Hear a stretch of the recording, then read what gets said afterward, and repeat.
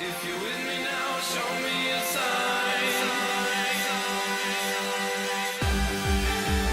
Someone raise a light up, light up, light up, light up the sky above. If you're with me now, show me a sign. Fucking lights up.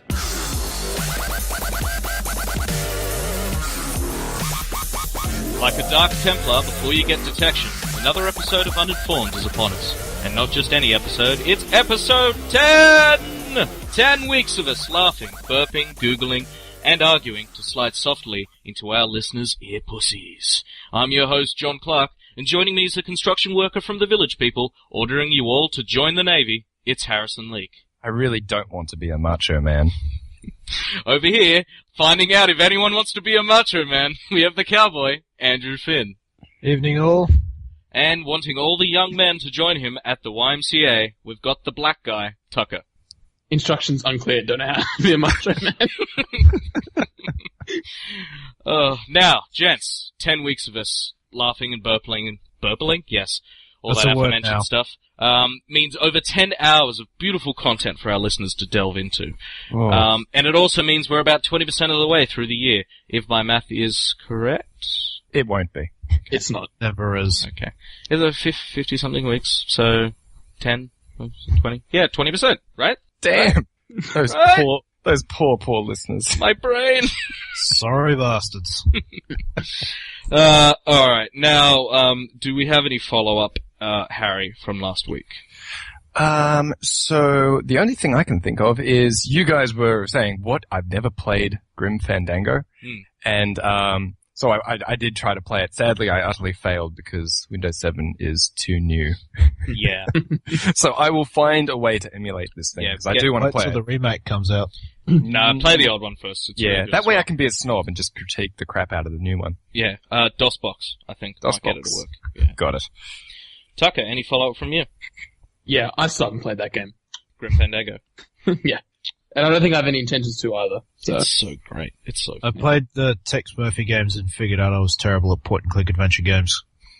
You couldn't click fast enough. Yeah, pretty much. Yeah, the problem with those games is the puzzles are just so, like, oh, you want to get a key to go through this door. Well, to craft a key, you have to find a turtle and a lampshade. And then combine them, and it turns into a key.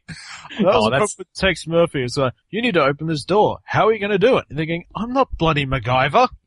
Except you are, when you're playing an adventure game. That's yeah, the problem. you have to be. The thing about Grim Fandango is, though, the reason I like it, because I don't like that sort of stuff in adventure games. As funny as Monkey Island was, I still never finished it. But the Grim Fandango games was a lot more sort of story kind of stuff, rather than, there were puzzles and everything, but that wasn't the massive focus. So, I found it fun for that reason. So Finny, any follow-up from you from last week? What was my news story last week? Who knows? I don't remember. There were none, it was just E3. Yeah, just E3. We all just talked about E3. No, nothing. Okay. Well, Tucker, I'm going to force some follow-up upon you. Lol, how big is the Dota 2 international thing this year? Oh, it's just 9.5 million.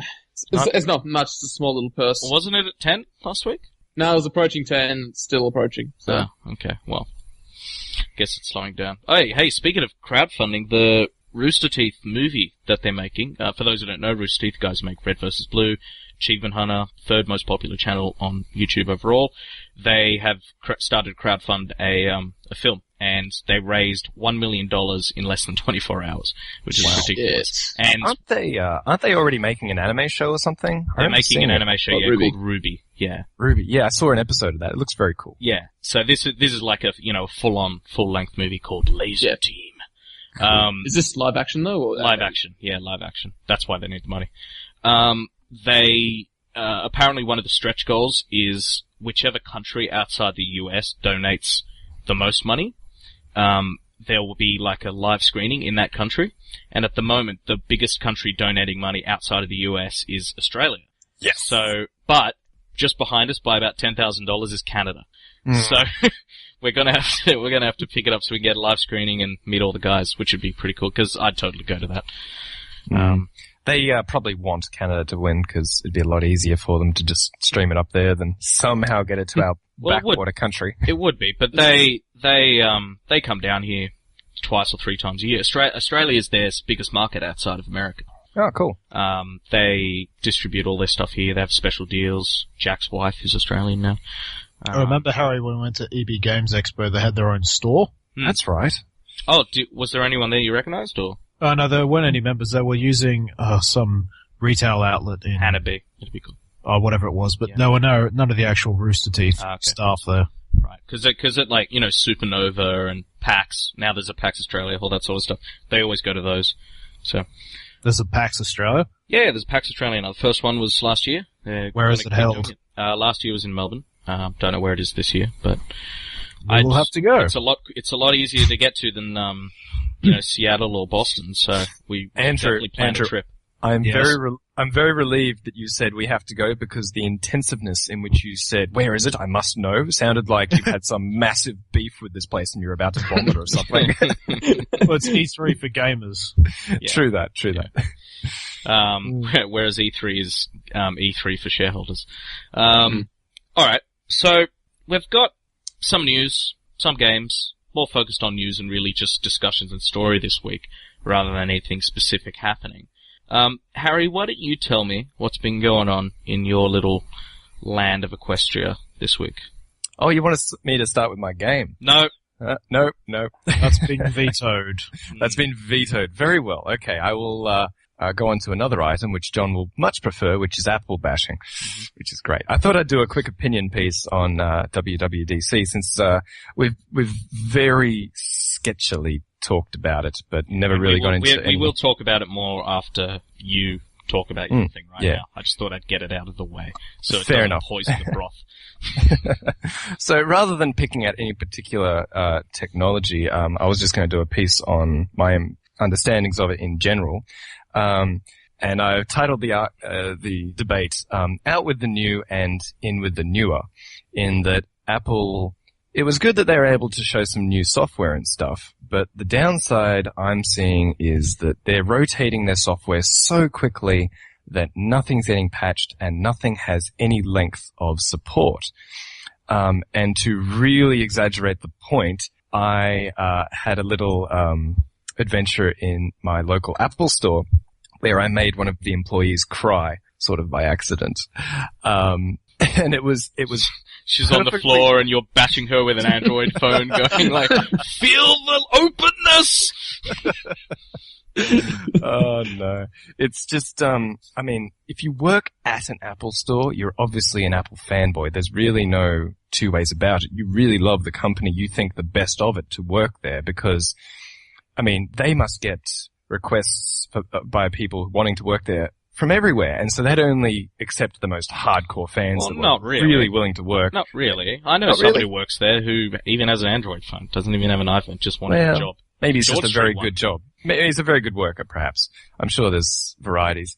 But anyway, I brought in a 2009 Intel iMac from work with a dead hard drive. We've had a few that have had the hard drive die, and our solution's always been to replace the hard drive.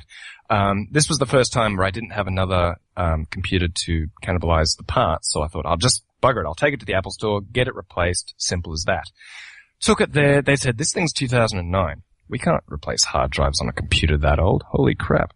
And I was saying, "Oh, that's really disappointing. We got, 100 plus of these computers." And they're like, "Wait, a business owner using Macs? Oh, we have to get him onto the business team and stuff." For stuff, business support, they kept on saying, because it's such a rarity, their eyes lit up and went, "Oh, this is something unique." And so the business lady came out, and she immediately, without knowing my situation, dove into her spiel, talking about supporting, quote unquote, all Apple devices. And I at first said, "Oh, that's fantastic. The guys here couldn't help me. Maybe the business department can help me." And I explained my situation, and she said, "Oh, actually, no, we can't replace a thing that old." And I was like, "You just said all Apple devices." "Yeah, I did." "Why did you say that?" And she's like, "Oh, it was in the spiel." I'm like, typical corporate lies and whatnot. And she got really upset. She obviously really believed in Apple or something. And just the fact that by her own words, she'd been made a liar really affected her way beyond what it should have. Like, that wasn't a sane reaction. And then she tried saying, we can't support everything forever. Microsoft's dropped support for, Windows XP. And I said, Windows XP came out in 2001. Windows 7 is older than this computer, which came out in 2009. That would be like dropping support for that. And this girl maybe she'd already had a bad day or something, but she just got really upset. And the stick that broke the camel's back was when I shoved her head into the Apple table and impaled her eye upon the sharp chamfered aluminium edge of an iPhone. And that's when she really started crying.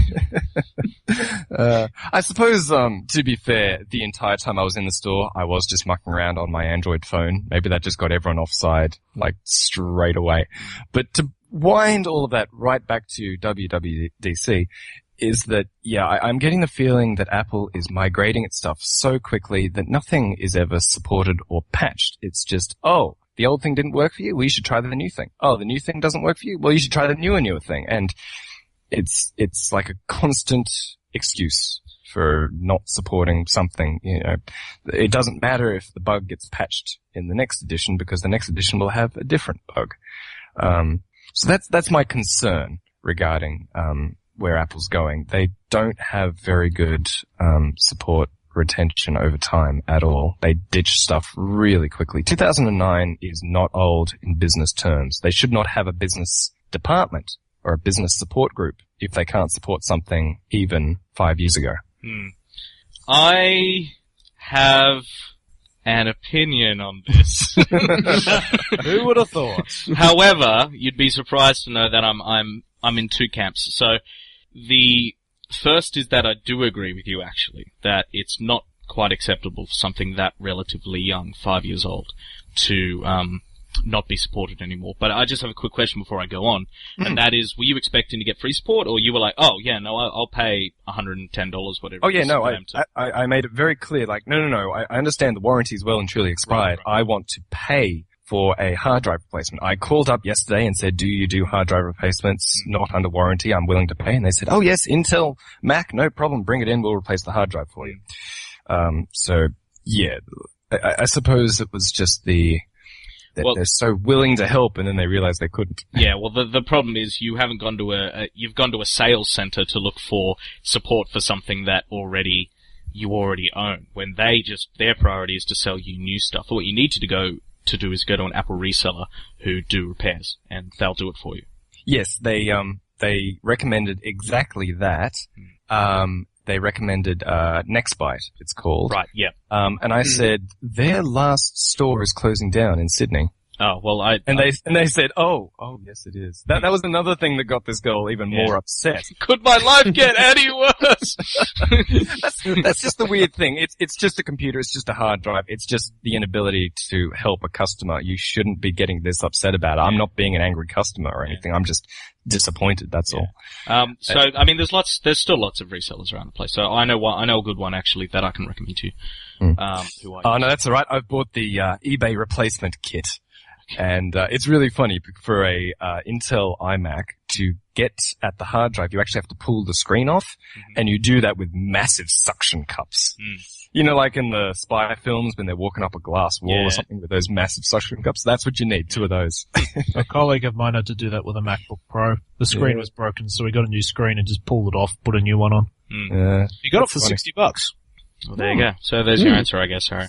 Could it be something, the fact that they don't, like the 2009 iMacs are 32-bit and everything else these days is 64-bit? Could that be it? Because I've noticed that, I know this is a hardware issue, but I've noticed that from sort of 2007, 2008-ish onwards, everything's not really being supported so much anymore. Like I think Mavericks goes back to 2007 max. And the reason I can't go any further is because everything before that was either PowerPC or 32-bit. I thought when you first put this in the show notes that you were going to talk about, Snow Leopard, they've dropped support for Snow Leopard, my favorite OS, and Windows 7 is still supported, and all this sort of stuff. And then I was going to correct you that Snow Leopard support hasn't been dropped, actually. That's just a thing that's just a rumor, stupid clickbait thing. And in fact, they still sell Snow Leopard online. on the Apple Store. Yes, they do, thankfully. And so I had that all prepared, and then you're like, no, I'm talking about something completely different. I'll say, well, okay. But I agree with you. I agree with you that for a business customer, for the consumer, whatever, for a business customer, where it's important to have longevity with this sort of thing, they should go a bit more above and beyond for you, I think. But that's if you already have a business account with them, which you obviously don't. That's the other thing. I mean, I was about to get a business account because I thought that getting a business account was going to allow me Definitely worth it, by the way. do all this. And so that was another thing that just contributed to this thing, because she was telling me about it and how business customers get rewarded with all these purchases, and every time you bring it in for a upgrade or repair, things help. It just kind of adds to your account. And then I said, well, you can't repair my stuff. Yeah. So, getting a business account is definitely worth it. We've got one in our business, and it is, anecdotally, I guess, from your point of view, it's bad, but from mine, it's good, so I don't know. This would be a good point, actually, to get Cal in, and we'll sort of transition to a WWDC discussion. While I'm getting him ready, in Tucker, why don't you, give us your opinions on this? Well, I had a thought. Harry, how about you actually go back to the same place? Hopefully she's on, it's her rostered time to be in. And then go out to go, I've reconsidered it. I want to go for the business plan. She goes, great. She gives you the same spiel. You go, excellent, exactly what I want to hear. Pay for it, and then whip out like an old Apple II and some prehistoric. Excellent. I need these fixed. And she was just shaking and I still have a Mac Classic, the tiny little box with the floppy disk at the front. I still have one. It still turns on. It still works. And yes, I should do that. All right. Well, ladies and gentlemen, I thought that for our WWDC and general Apple discussion, we could bring in the lovely Georgina from last week's episode, who is well versed in this sort of thing and can help us discuss a bit more of the technical aspects of the new programming language and the dev tools that were released at WWDC. So I'm just adding him in now.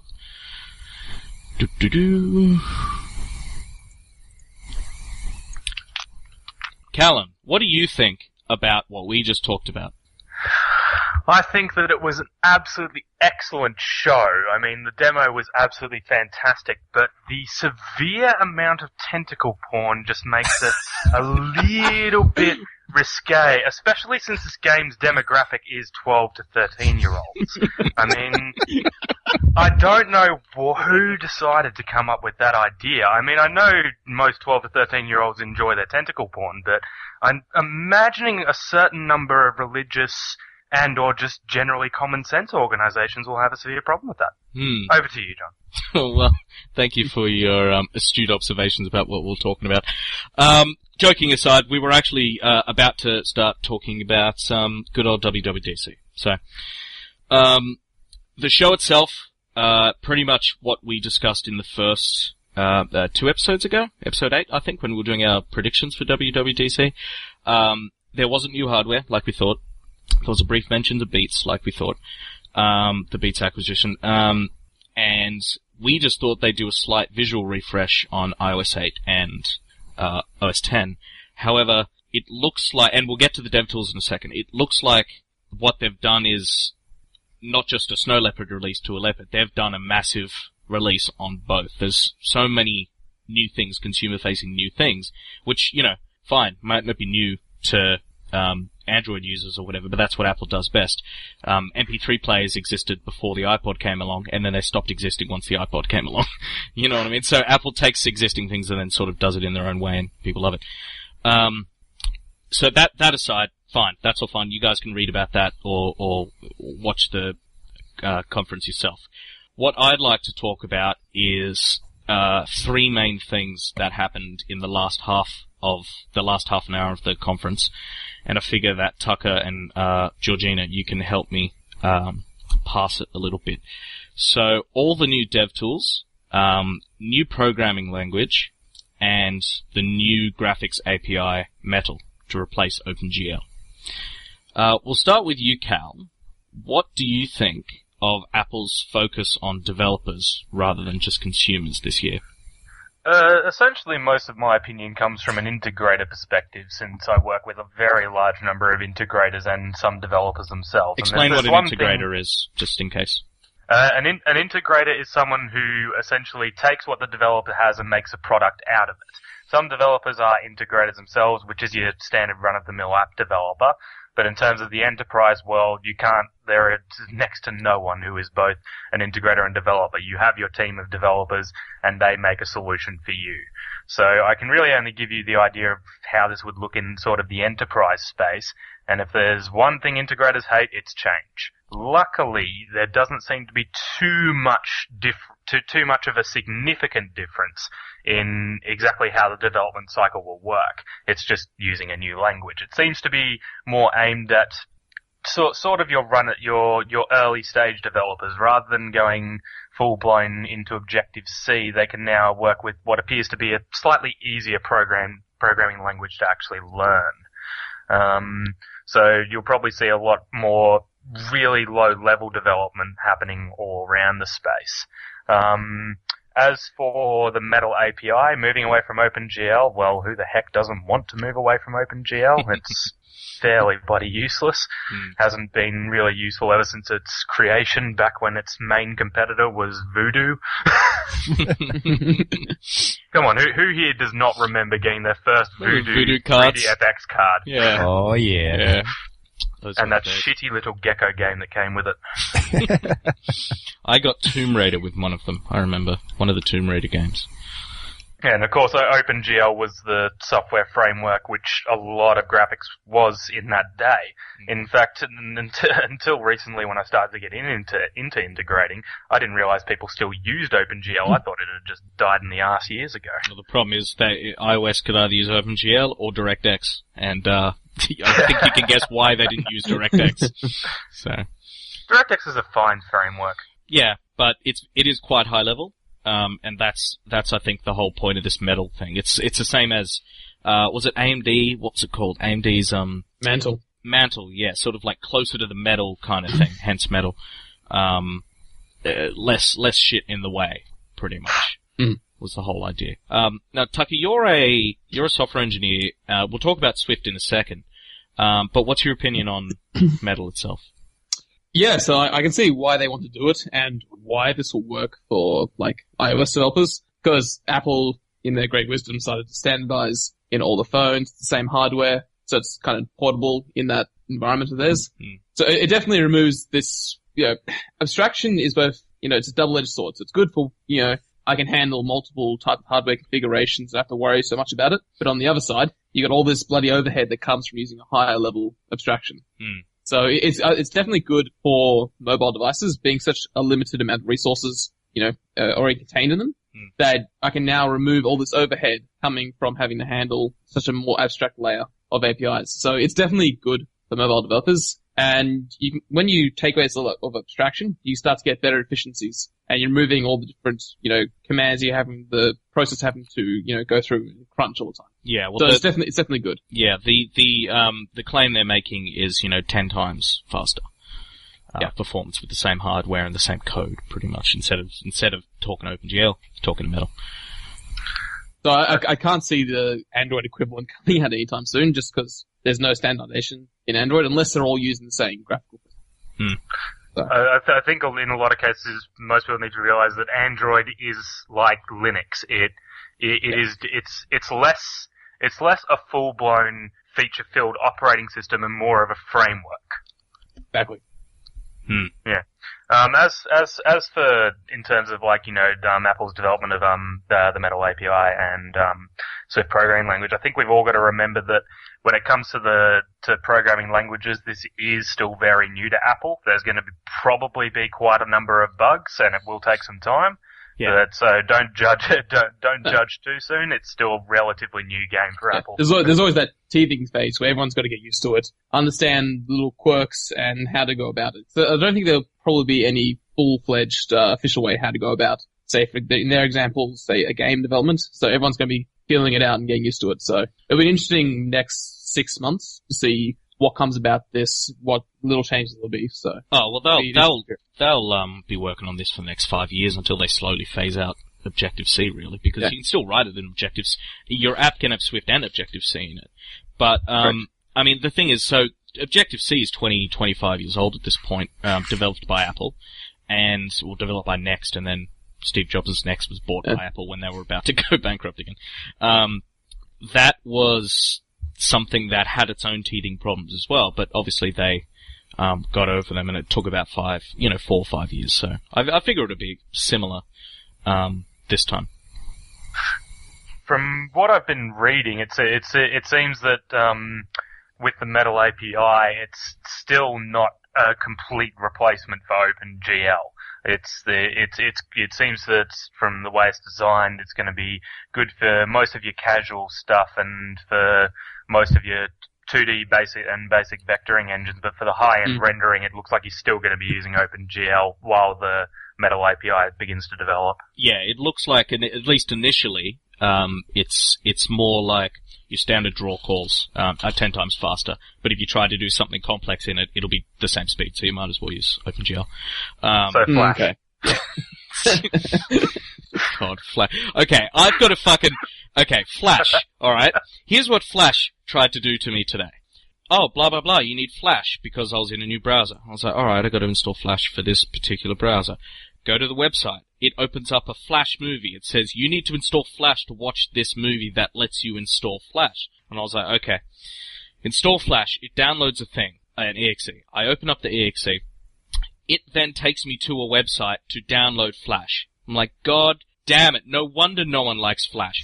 And then I finally got it installed, and I go to watch a Flash video, and it's so much slower, and it's taken up 60% of my CPU. And I've got an 8-core CPU.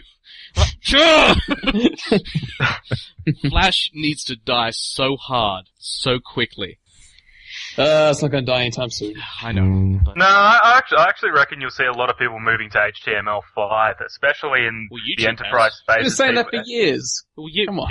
Yeah, but now it's actually starting to take on. Because remember, there's usually a 5-year gap before something actually happens and the enterprise actually takes it on. And the enterprise, in the end, is the thing that decides software. Yeah, and look, in 2006, 2007, and in 2008, the biggest user of Flash on the internet, the biggest place to get Flash content was YouTube. And 3 years ago, Flash, YouTube switched to MP4s and HTML5 video. So if they're using it, it's surely got to bring everyone else along. Remember, the thing that decides a format, what the next format will be, is always the adult industry.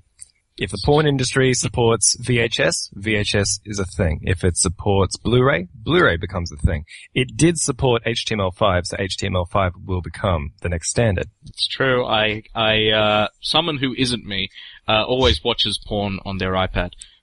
So, a friend, Tucker, it was you. It was Tucker. Yes, I need to get that iPad replaced now. So. Yes, yeah. He didn't need his sticky cups to remove the screen. They made those things whatever that screen's made of. Getting a bit back on track here, though. Remember that we're coming into the age of obviously big data, and the main thing people are looking for now is not really, especially in sort of web applications and consumer applications, is they're not looking for something that can do something best. So it's something that can do it most efficiently, which is why I think we'll see a shift away from Flash, because while you can do heaps with Flash, like you really can, it's actually pretty good.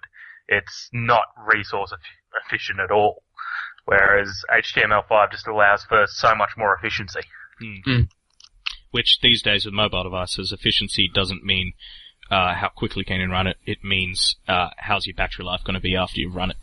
So it's also how quickly can I get it down a 3G connection, because not everyone has 4G just yet. Yeah. So in short, Swift, we've talked about Metal, but Swift in short is a high level language. You don't have to use pointers anymore. You don't have to fucking erase memory once you've used it, like you have to in Objective-C. In short, it's not as high level as a shitty language like PHP or JavaScript, but it's not as low as C. It's sort of a Java, you know what I mean? Like sort of in the middle.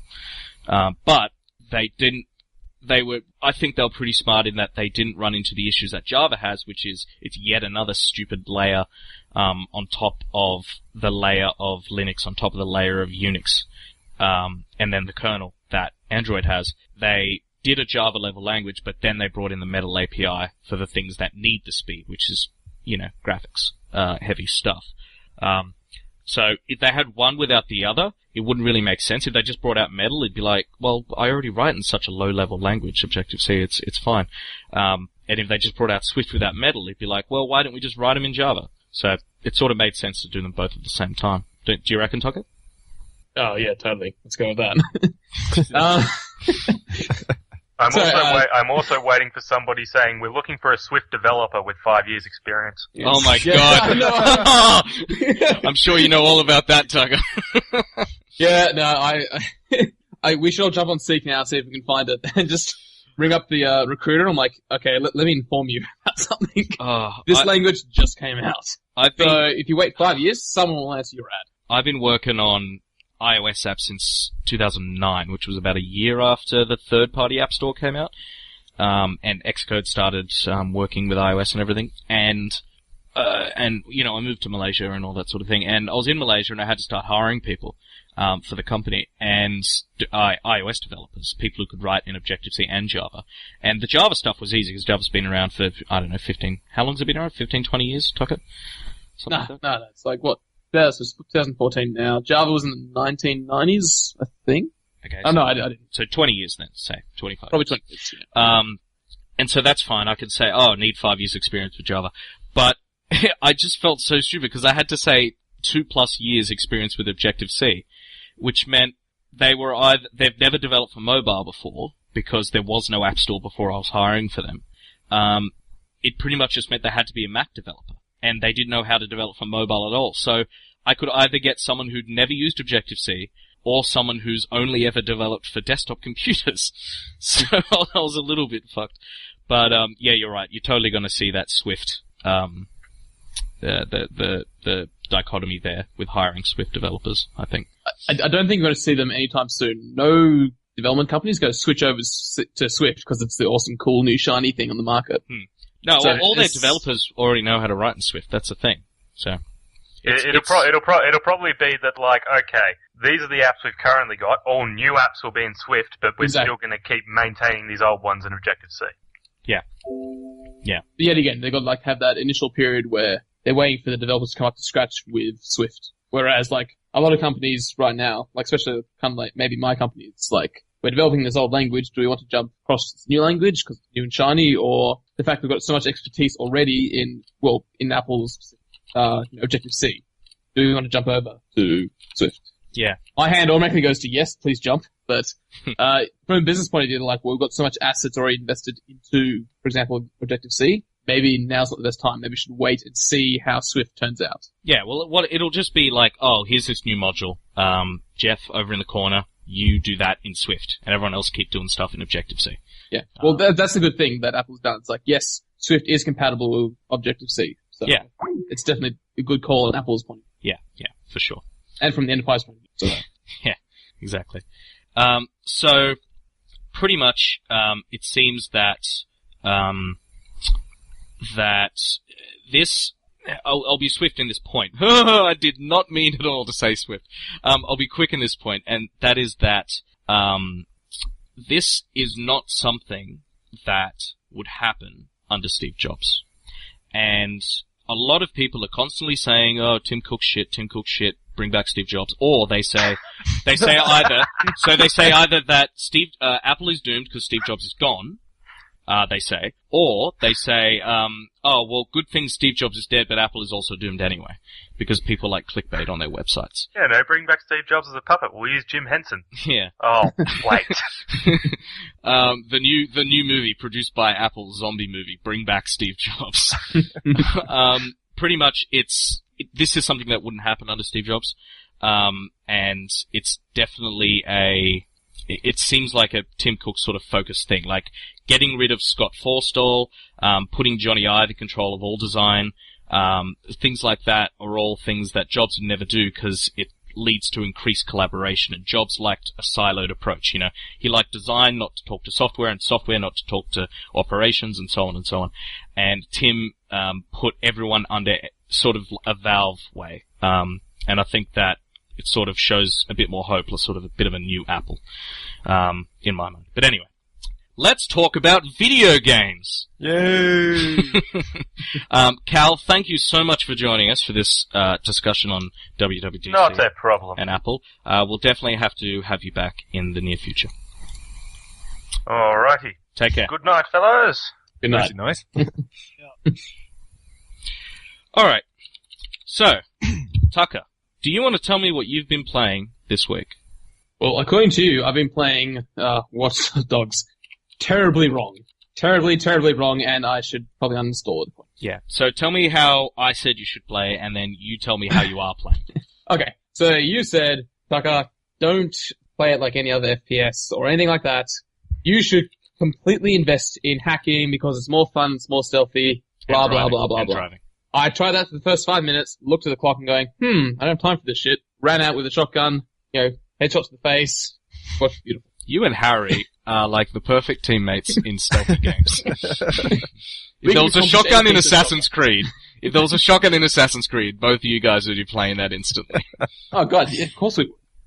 So yeah, like, as I said before, I would, tell everyone my final opinion on Watch Dogs after I played it for a bit. And now that I think I'm approaching the end of that 4, I can definitely say there's some good things, some bad things, and some ugly console shit in that. Go on. So, it's good. Like, I'm not going to say Watch Dogs is a terrible game. I'm going to say it's a good game, but not excellent. And I think a lot of people are saying maybe it should have stayed in development for a bit longer to kind of fix these problems. But I definitely liked the fact that they've turned hacking into this cool little, their version of puzzle solving. Mm-hmm. So I definitely enjoyed these, like when you hook into a node and you see a small little section of the screen, it's just this it looks to be a simple puzzle, then you'd look around this massive fucking thing and oh shit, and then you start turning something and a little countdown timer starts to, trigger, and I'm like, oh shit, yeah, I've got 11 seconds, you're like, oh shit, and you're quickly scurrying around the map trying to turn things over, so. It's pipe dream. It's the game Pipe Dream. It's where sort of electricity is flowing from nodes to nodes. Yeah, exactly. Stuff, yeah. So I reckon that was a cool way to, possibly get non-programmers into this idea of hacking. So I reckon it was definitely a very good mechanic on their path. I definitely felt as if I was kind of playing maybe a next gen of say GTA, in that you're driving around, you pick up missions as you go. By the way, I have not done that once, even though you get that little pop-up box saying, fix a contract here or race there. I'm like, nah, just campaign. Well, when I was telling you to play it stealthy and not go shooting and stuff, I sort of meant okay, so for example, have you been chased by the cops yet and then, hacked a bridge and then had to go over fly over the bridge and then hit I definitely enjoy doing traffic that. Lights, that sort of stuff is the best part I definitely of the game. do that.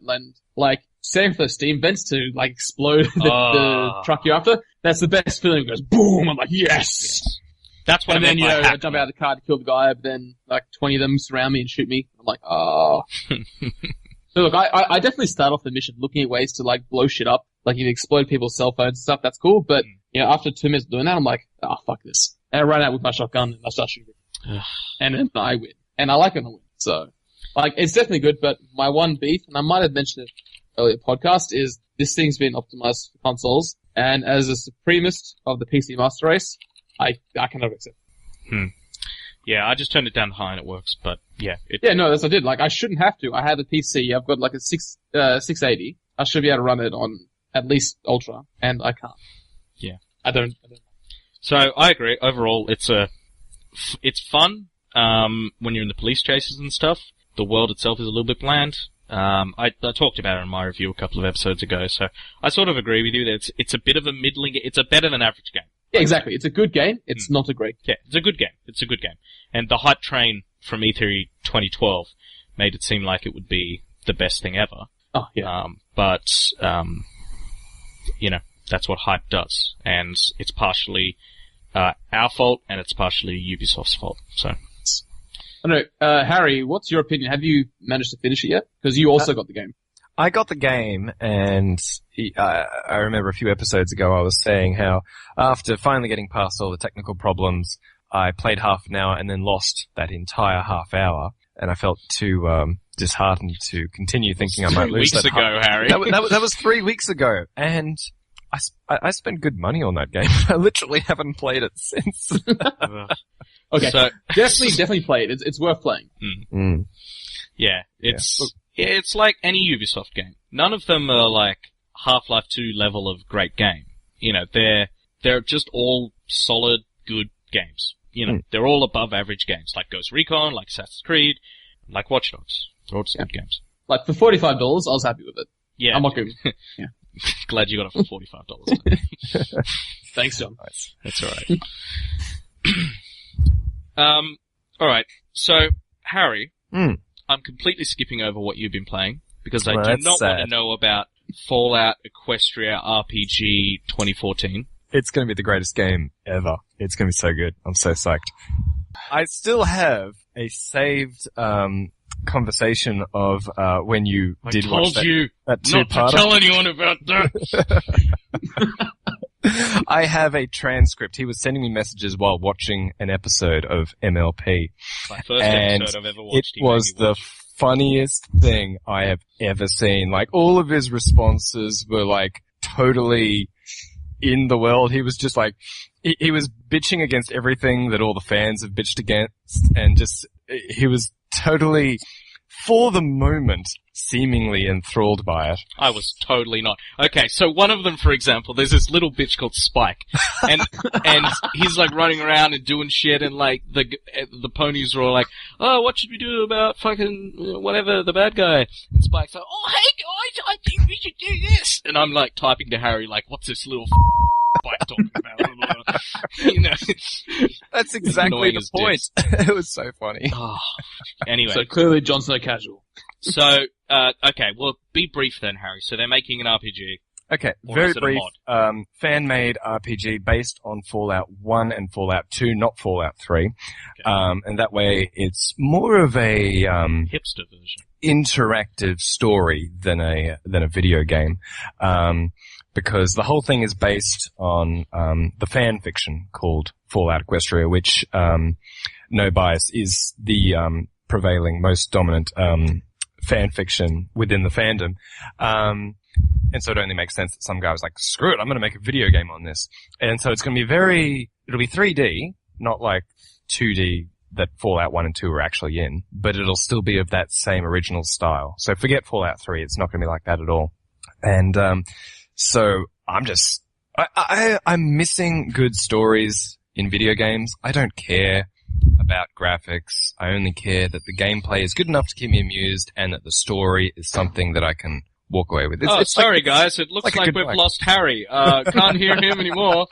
End review. Anyway, so that's that. The game isn't out. I was just playing some, tech demos and watching some briefs on it. So, that's the long and the short of it. Done. We should move on to what we've all been playing this week. Well, I will in a second, but I want to ask Finny about something we brought up briefly last week but couldn't really talk about. Him and I have been playing Battlefield Doge, such criminal. Battlefield Hardline. And I want to find out what your opinion is. Finny got a better key? Yeah, we both did, yeah. What the fuck, EA? Where's mine? I go check my Hotmail right now. Finny, tell me about what your experience with it has been like, whether you liked it or not. Shit, I forgot I was on a podcast for a second. Just because it's not something you're interested in doesn't mean the bronies and the Apple fanboys aren't interested in it.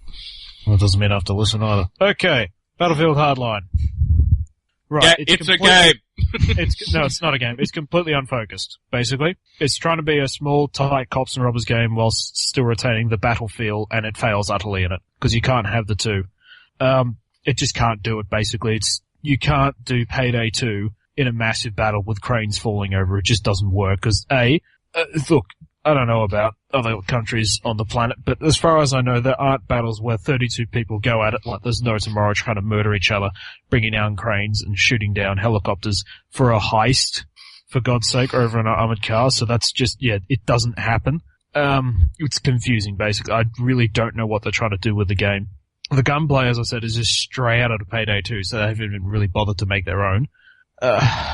Look, if it's full price, well, as far as I'm concerned, it's not worth any money at all, because it's just so unfocused and so just... I don't know, it just doesn't work, basically. Damn, Andrew, They're that's praise coming from you. Well, there are good aspects to it. Like, okay, so the time to death on each person is longer, which is good. Because in Battlefield 4, you look and you see someone out of the corner of your eye and you're dead, and that happens constantly. The new gadgets are good. There's less guns, which is good, because it means that you can actually focus on using them. The vehicles aren't nearly as OP, which is good, because when you get one bastard in a lab in Battlefield 4, that's it. You basically just give up.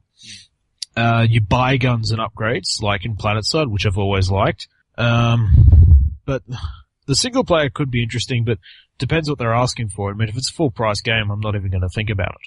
If it's less, maybe, but it's just not that fun. And Battlefield 4 for me, when it works, is a hell of a lot of fun. It's one of the best shooters I've ever played. Payday 2, technically, the beta works fine for me. I've had no issues whatsoever, which is more than I can say for Battlefield 4, but it's just not fun.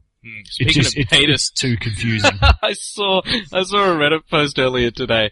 It was in the Battlefield Hardline subreddit, and it was saying, like, is the beta working well for anyone else but you? And the first comment was, which beta? Is Battlefield 4 or Hardline?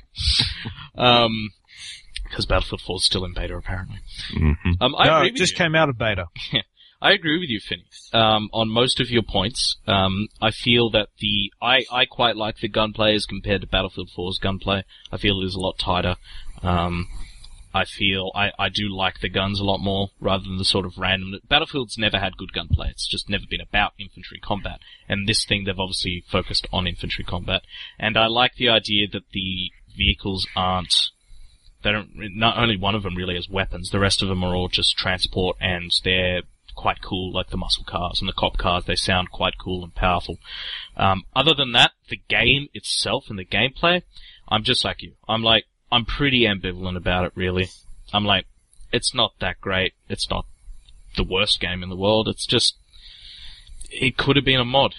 And if it's not a mod... It could have been an add-on. Yeah, or it could have been a DLC. I would have paid for it as a DLC. So that's not... It's just... The problem is the size of it, I think, because when you think about what made Payday 2 good, is or Counter-Strike for that matter, it's small and it's tight. There's not 32 people trying to tear each other's guts out. Yeah, exactly. It works that way because it's small and it's tight and it's fast. This is attempting to combine Battlefield 4's massive, battles of 64 or 32, servers, with Payday 2 style combat, and it just doesn't work for it. Yeah, so, I mean, if this was a $20, expansion or DLC or whatever. I'd buy it in a heartbeat, because it would be worth that. Yeah, it'd be cool. But if this being a $40 standalone release, that's borderline for me, but if it's a full release, I'm not gonna even bother. There's so many good games out there, and good shooters, why would you, go for something that's just mediocre? Well, if you want that, you get Payday 2, because beyond the combat, Payday 2 has a lot of other things to it, which make it feel like, well, I mean, it doesn't have the cop part, but if you're going to play a game of cops and robbers, then the most boring possible part of it is the cops, because all you do is bad guys find bad guys, whereas if you are the robbers, the bad guys, there's a hell of a lot more you can do. Like in Payday 2, you cook meth. Not that I'm supporting that in any way, shape, or form, but it makes it feel like you're a criminal. I mean, you could just replace the robbers with, the criminals with, I don't know, Russians and the police with Americans, and it'd feel the same. Like ones that just sold. And Finny, once again, client-side latency is Finny's, downfall there. Are you there, Finny? Hello? Finny, are you there? Yep. Can you hear me? Okay, sorry. Yep. Yeah. Finish your last sentence. What was it? I don't know. You were the one saying it. God damn it. Look in your RAM. Oh dear. Anyway, I mean, so yeah, I agree with you. It's middling. And still, I have to say, disclaimer of course, beta, one map, 2 modes. We don't know how big or how good or how bad the single player and the rest of the multiplayer is going to be. We're purely judging it from what we've seen. So, yeah, take it with a grain of salt. Okay, now, Finny, what you've got written down here in the show notes is interesting, unless it's just sort of rumor mongering. You said Destiny on PC? Destiny on PC, question mark. That's why my voice went up at the end of the sentence. I know. Shut up. So there was an interview done with one of the developers from Activision. And he was talking about, the whole thing in general, about how it's on previous generation platforms and on next generation platforms. And one of the things they asked is, would it have worked purely as a next gen product? And the guy said simply not yet. And he says, as he put it, my hunch is most players have plans to upgrade when they can to one of the new platforms, but they haven't yet, so you can't ignore the fact that lots of people are still playing on the last gen, which many still are. So almost, 200 million something on the last gen and only 15 million on this gen, so. Most people are going to wait until there's enough games to justify it, so they're going to be on the previous gens for a long time. And I sort of respect them for supporting that. But the problem is they then have to support it for a number of years, which is going to tie down resources. But they also... That's where that 10-year commitment comes in, that we talked about 5 or 6 episodes ago. Yeah. Well, but then I got on to, they were asking about about PC, and he said, it's a good fit, and it's something we're talking about and looking at very carefully, and obviously it makes a lot of sense with the genre and the type of game it is. That's, what's his name? Hang on. Last name's Hirschberg. Eric Hirschberg. Yeah, that's the sort of thing Rockstar said all last year about GTA 5, or all this year about GTA 5. So we know it's coming to PC. It's going to come to PC. Well, this is just sort of, again, it's a non-committal, yes, it's coming to PC. Yeah. Again, no announcements, but it's something that's a heavy point of discussion. And you asked how we're dealing with the complexity of developing for so many platforms. How about one more on top of that? Then he says developing on PC is a different animal than developing for consoles, which is bullshit nowadays because they're basically the same thing. Well, except one works properly and the other's basically, oh look, we got a great PC, let's hit it with a pickaxe. Well, I mean, I understand where they're coming from. It's just like, I can develop for the iPhone 5S, which I know all these people have, and it's the same hardware, or I could develop for Android and have no idea what the hardware is. So I sort of understand his point of view in that anyone can have any kind of PC, any combination of AMD or Nvidia or this or that. So I understand it, and that's the reason Rockstar gave, and that's the reason anyone gives when their PC ports come out after their console brethren. It doesn't appear to be a hugely graphics-intensive game. Like, it's good looking, but it doesn't look like it's going to break computers. You're right there. It's just I'm not.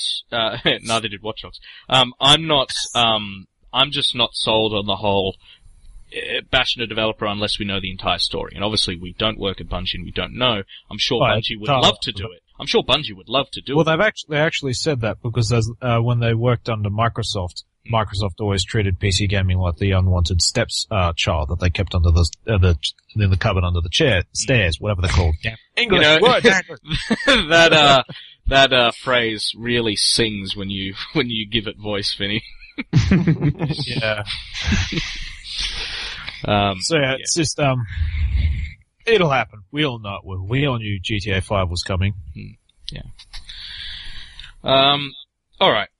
Let's talk about something we've all played a little bit of this week, and you've all played, and is pretty much the most famous game in the world, internet-wise. Second most famous game in the world. I mean, probably the most famous game, period, to be Pong or Pac-Man or something like that.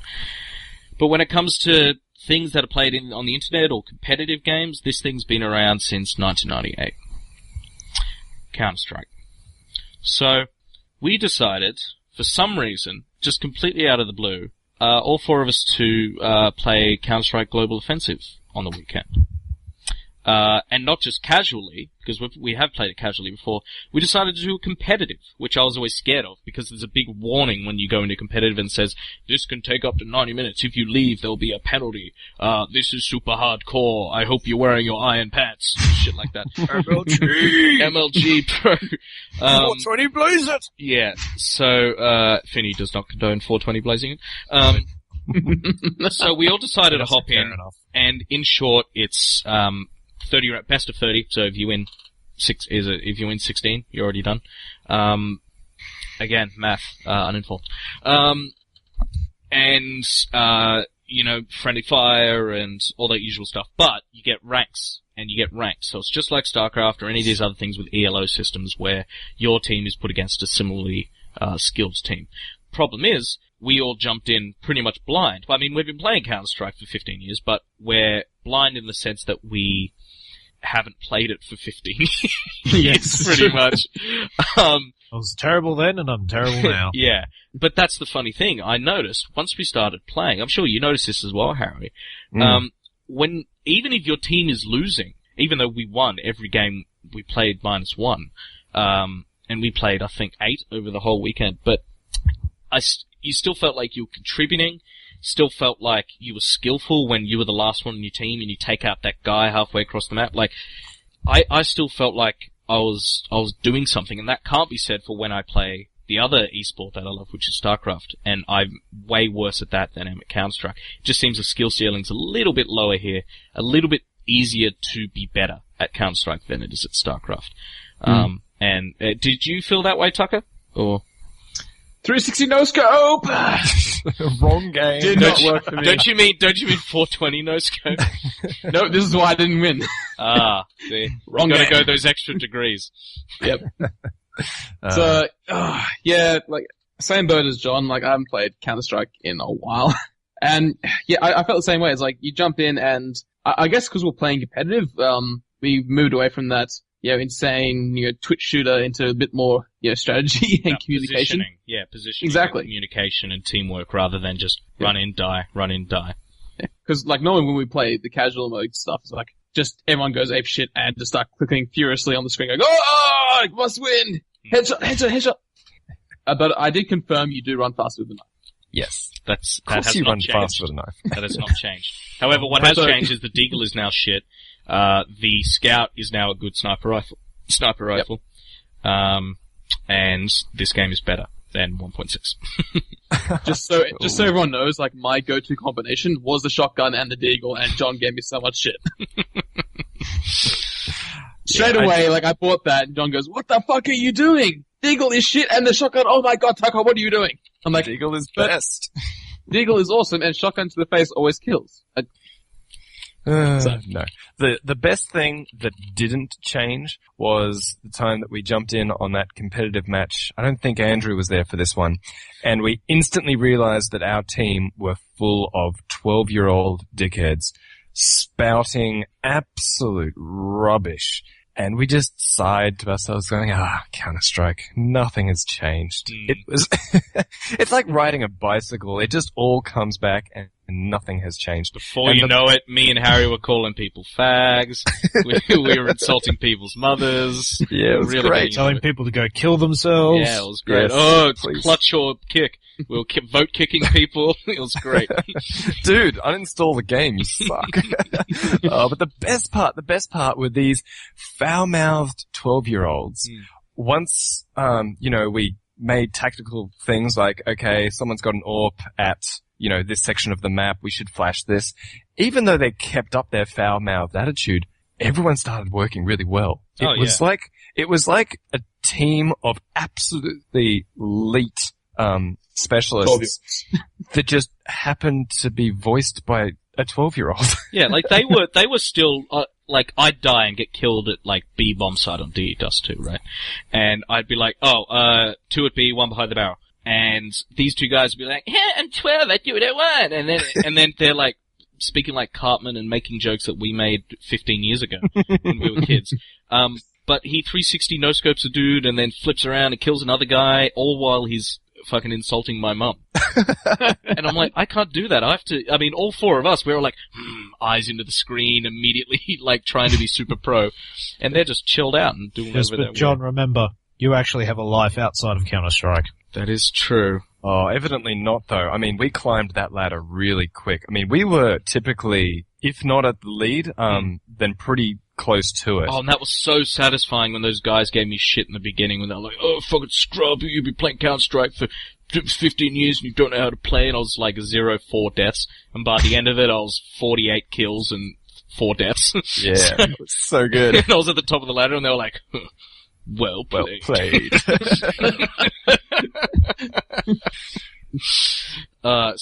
In short, guys, go play Counter-Strike Go. I have a feeling I'm going to be playing a lot more competitive Counter-Strike Go. I'm really enjoying it. Do you feel the same, Harry? Absolutely. What have we been doing all this time? It's always been there. Counter-Strike never went away. Why weren't we playing it? And the best part is you don't have to be, good at aim or anything. Like, that's what I was scared of, I guess, going in. That's what aimbot's for. Yeah. We always engage aim.exe. That's what I've always been scared of, is going in and, not being able to compete because, I can't aim. But it's all about how you position. And, Harry, Finny, you go to A. Tucker, you go mid. I'll go with this other guy to B. that sort of thing. Like, having a strategy and getting positioning and communicating all together is far more important than aim, and that's why we won every game we played. So helps when you're able to hit the enemy, though.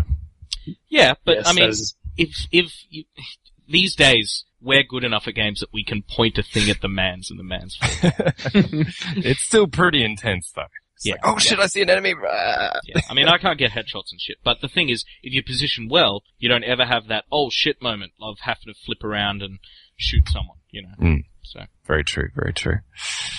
No, it was really good fun. The game is genuinely fun after this many years. That's what an achievement. yeah, and not even a game that they just developed. It's a mod. It's ridiculous.